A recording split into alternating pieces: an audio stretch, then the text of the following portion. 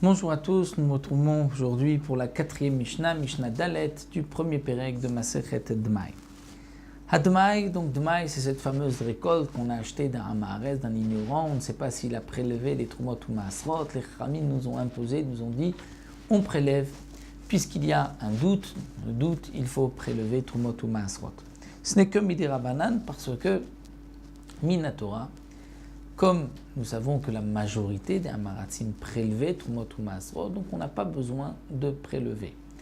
Midi Rabbanan, d'ordre rabbinique, les Chachamim ont été mahmir, on dit tu dois prélever. Peut-être que malgré tout le Amaharetz n'a pas prélevé. Mais attention, on ne prélèvera pas la Trouma Gdola, parce que là on était sûr que l'Amaratzim prélevait, puisqu'il suffisait même de prélever un seul grain de blé pour toute une récolte. Et si on ne prélève pas et qu'on mange, il y a un chiyuv mita, une de mort, donc le Amaharetz avait peur et faisait attention, mais le reste, Maaser Rishon, Maaser Sheni ou le Maaser Ani, on devait prélever puisque on craint que peut-être le Amaharetz n'a pas prélevé. Donc Dmaï, comme nous l'avons dit, c'est le mot composé de Damaï, ceci, Maï, quel est son statut. Donc la Mishnah nous a dit on doit prélever, les 3 premières Mishnayot nous ont enseigné les exceptions, les Chachamim ont été plus indulgents. Et là on continue avec le Dmaï, où il y a quelques coulottes. Bien que le Dmaï, c'est-à-dire une récolte qu'on a achetée du Amaharetz, on doit prélever. Et si on n'a pas prélevé, on n'a pas le droit de manger cette récolte. Malgré tout, il y a quelques exceptions. Mais Arvim, bon, on pourra par exemple, avec cette récolte de Dmaï, faire un Eruv, le Eruv Trumim, c'est-à-dire pour pouvoir se déplacer au-delà des 2000 amot Shabbat, ou Eruv Chatzerot, pour pouvoir porter dans une cour. On pourra, ou même Ishtatfim, bon, on pourra s'associer pour un Mavoy, pour une impasse, lorsque on doit faire un Eruv pour pouvoir porter, comme nous le verrons dans Masechet Eruvin, les détails donc du Eruv. On a le droit d'utiliser Dmaï.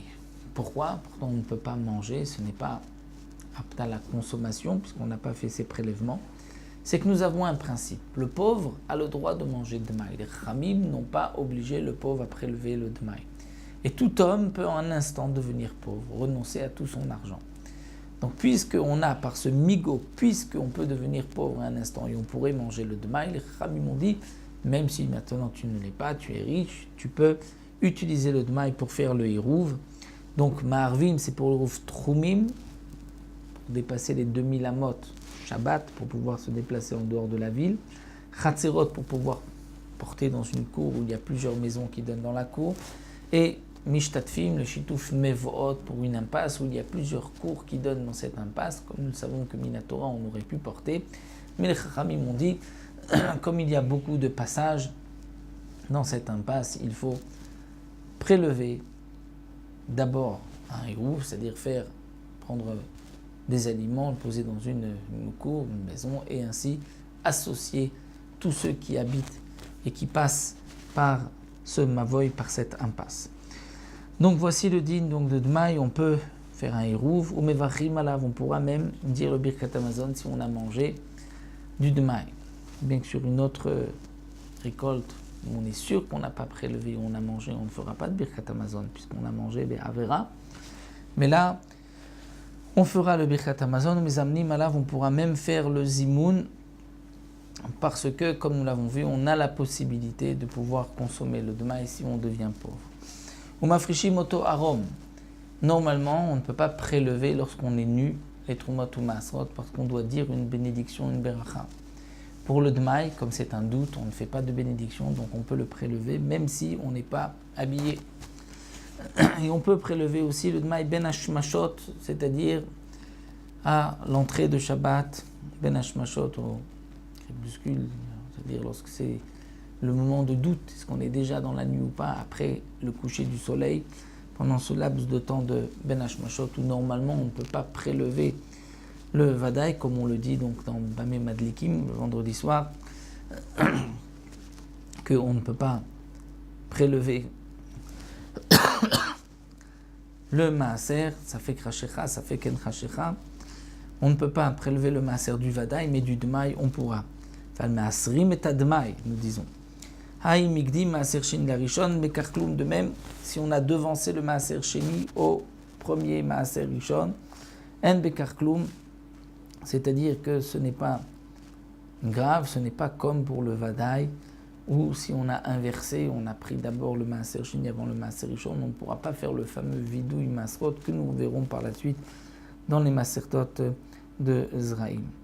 Un autre din, shemen sha'agardi sach betzbaotam.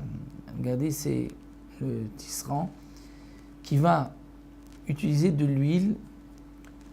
Il va mettre de l'huile sur ses doigts pour que la laine puisse glisser plus facilement, pour ne pas qu'il se blesse. Eh bien, chayav bidmaï. Là, il y a une obligation de dmaï. C'est-à-dire, même si c'est dmaï, il y a une obligation de prélever sur cette huile avant d'utiliser cette huile. Mais chez Asorek, nuten batsemer patur min admaï. Mais ce que le sorek, c'est celui qui va peigner la laine, a l'habitude de mettre de l'huile sur la laine, là, cette huile, il n'a pas besoin de prélever, c'est dispensé lorsque c'est dmaï. Quelle est la différence? C'est que s'enduire d'huile, c'est comme boire l'huile. Et comme si on va boire, donc on apprend bien sûr d'un pasouk que sira, c'est keshtia, c'est comme boire. Donc si on devait boire, on aurait dû prélever, donc de même lorsqu'on va s'en enduire. Mais sur la laine, il n'y a pas d'obligation pour ce qui est dmaï. Bien sûr, pour ce qui est vadaï, on est sûr qu'on n'a pas prélevé. Là, on devra avant toute utilisation. Donc, voici pour le premier pérec et on se retrouvera à Bezrat Hashem pour un nouveau pérec la prochaine fois.